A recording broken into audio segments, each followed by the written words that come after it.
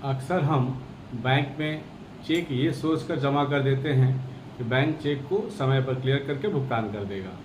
पर ऐसा सोचे हैं कि अगर कभी ऐसा हो कि बैंक समय पर जमा करने के बावजूद चेक को समय पर क्लियरिंग के लिए न भेजे, जिसके कारण आपको नुकसान हो जाए, तो इस केस में क्या होगा? ऐसे कंडीशन में क्या होगा? देरी करने के लिए कौन जिम्मेदारी लेगा, कौन जिम्मेदार होगा? आज के वीडियो में हम इसी टॉपिक पर बात करेंगे कि सुप्रीम कोर्ट ने हाल ही में ऐसे केस में क्या आदेश दिया। पूरे डिटेल्स को जानने के लिए वीडियो को लास्ट तक देखें। साथ ही साथ अगर चैनल को सब्सक्राइब एंड फॉलो नहीं किए हो तो ज़रूर कर लीजिए। अब बात करते हैं केस के बारे में।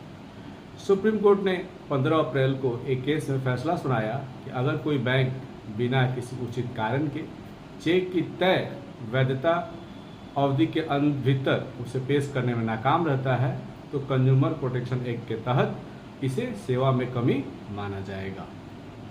यह विवाद दरअसल में तब शुरू हुआ जब रिस्पोंडेंट ने, इस केस के जो रिस्पोंडेंट थे, 29 मई 2018 को केनरा बैंक में अपने खाते में 2 बड़ी रकम के चेक जमा किए। दोनों चेक जो थे वो 3 मार्च 2018 की तारीख में इशू हुए थे और उनकी वैलिडिटी 3 महीने के लिए थी, जिनकी वैधता 2 जून 2018 को खत्म हो रही थी। चेक जमा होने के तुरंत बाद शुरू में उन्हें प्रोसेस करके खाते में जमा कर दिया गया, बाद में उन्हें वापस कर दिया गया और खाते से रकम काट ली गई, जो कि बैंक चार्ज बोलते हैं, जिस पर ऑनलाइन चेक वापसी जैसा टिप्पणी लिखा था। वैध अवधि के भीतर उन्हें तुरंत दोबारा पेश करने के बजाय बैंक ने इस प्रक्रिया में देरी की और जब वैधता अवधि खत्म हो गई तब उन्हें दोबारा पेश किया। तो दोनों चेक पर ऐसा हुआ कि या तो चेक की तारीख निकल चुकी या स्टेल चेक बोल के टिप्पणी के साथ वो दोनों चेक बिना भुगतान के वापस आ गया। बैंक ने देरी को सही ठहराने के लिए यह दलील दी कि 30-31 मई को बैंकों की हड़ताल थी, लेकिन बैंक ने इस तथ्य को नज़रअंदाज कर दिया कि उनके पास चेक की वैधता खत्म होने से पहले 1 और 2 जून को उन्हें दोबारा पेश करने के लिए अभी भी कामकाज के दिन उपलब्ध थे, वर्किंग डे था, लेकिन वो ऐसा करने में नाकाम रहा। तब रिस्पोंडेंट ने चेक डिजनल होने की क्षति के लिए मुआवजे की मांग करते हुए बैंक को लीगल नोटिस भेजा, लेकिन नोटिस प्राप्त होने के बावजूद बैंक ने कोई भुगतान नहीं किया, न ही कोई अपना जवाब दिया। इससे व्यथित होकर रिस्पोंडेंट ने कंज्यूमर प्रोटेक्शन एक्ट की धारा 21A(1) के तहत कमीशन के समक्ष एक कंज्यूमर कंप्लेंट फाइल किया, जिसमें उपयुक्त राहतों की मांग की गई थी। कमीशन ने शिकायतों को स्वीकार करते हुए माना कि बैंक की ओर से सेवा की कमी थी और अपीलकर्ता बैंक को यह निर्देश दिया कि वह शिकायतकर्ता को कुल राशि का 10% शिकायत दर्ज करने की तारीख से 8% प्रतिवर्ष के दर्ज के ब्याज के सहित 2 महीने के भीतर भुगतान करें, 2 महीने के अंदर पेमेंट करें। इससे व्यथित होकर बैंक ने सुप्रीम कोर्ट में अपील फाइल किया। सुप्रीम कोर्ट के जस्टिस वी नागरत्ना और जस्टिस उज्ज्वल भुइया की बेंच ने कहा कि चेक जमा करने के लिए स्वीकार करने वाला बैंक ग्राहक के एजेंट के तौर पर काम करता है और उस पर यह दायित्व होता है कि वह तय वैधता अवधि के भीतर चेक पेश करने में पूरी सावधानी बरते।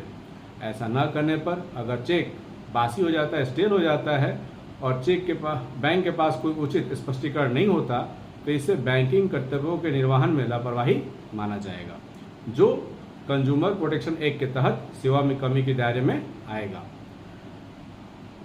कमीशन के इस विचार से सहमत है कि अपीलकर्ता की ओर से प्रतिवादी मतलब रिस्पोंडेंट के 2 चेक उनकी वैध अवधि के भीतर पेश करने में लापरवाही बरती गई, ऐसा कोर्ट ने कहा, जिसके कारण अपीलकर्ता की ओर से प्रतिवादी मतलब रिस्पोंडेंट के सेवा में कमी हुई। बैंक ने दलील दी कि देरी हड़ताल और कामकाज से जुड़ी दिक्कतों के वजह से हुई थी। हालांकि कोर्ट ने इस दलील को खारिज कर दिया और कहा कि एक बार जब सामान्य कामकाज फिर से शुरू हो गया तो बैंक को यह फर्ज है कि वह तुरंत कार्रवाई करे, देरी ना करे। बची हुई वैध अवधि के भीतर चेक को दोबारा पेश न करने के पीछे कोई भी भरोसेमंद वजह न बता पाना ही इस मामले में फैसले का आधार बना। अगर चेक को स्वीकार करवाने या उसका भुगतान पाने के लिए पेश करने में देरी होती है तो ऐसी देरी को धारा 75A के तहत माफ़ किया जा सकता है, बशर्ते वह देरी उन हालात की वजह से हुई हो जो चेक धारक के काबू से बाहर थे या और जिसके लिए उसे या उसकी किसी चूक, गलत आचरण या लापरवाही को जिम्मेदार नहीं ठहरा सकता। लेकिन जिस पल देरी की वजह खत्म हो जाती है उसके बाद चेक को एक उचित समय के भीतर पेश करना जरूरी हो जाता है। चेक को स्वीकार करवाने या उसका भुगतान पाने के लिए उचित समय क्या होगा वह धारा 84(2) और धारा 105 में बताया गया है। इन धाराओं के अनुसार यह तय करने के लिए कि उचित समय क्या है, चेक की प्रकृति, व्यापार, बैंक और रीति रिवाज और उससे खास मामलों के तत्वों को ध्यान में रखा जाना चाहिए, ऐसा कोर्ट ने कहा। हालांकि कोर्ट ने विवादित आदेश में कुछ बदलाव करते हुए मुआवजे की रकम को, जो पहले चेक की कीमत का 10% थी, घटाकर 6% कर दिया। कोर्ट ने कहा कि इस मामले के खास तत्वों को ध्यान में रखते हुए और उचित मुआवजों के मानों को लागू करते हुए कमीशन द्वारा तय की गई मुआवजों की रकम कुछ ज़्यादा ही लग रही है। चेक की अंकित कीमत पर 10% मुआवजे के तौर पर देना शिकायतकर्ता को हुए नुकसान की सही भरपाई नहीं करता, क्योंकि सेवा में कमी पाए जाने के बावजूद असल में नुकसान की कोई निश्चित रकम तय नहीं की जा सकती। कोर्ट ने अपील को डिस्पोज कर दिया। मतलब इससे यह हुआ कि सुप्रीम कोर्ट ने एक चेक जमा करने में बैंक द्वारा देरी करने का बैंक को पेनलाइज किया। कमीशन द्वारा जो 10% रकम फिक्स किया गया था उसको 8% कर दिया। इसी तरह के इन्फॉर्मेटिव वीडियो को देखने के लिए मेरे वीडियो को लाइक करिए, शेयर करिए। धन्यवाद।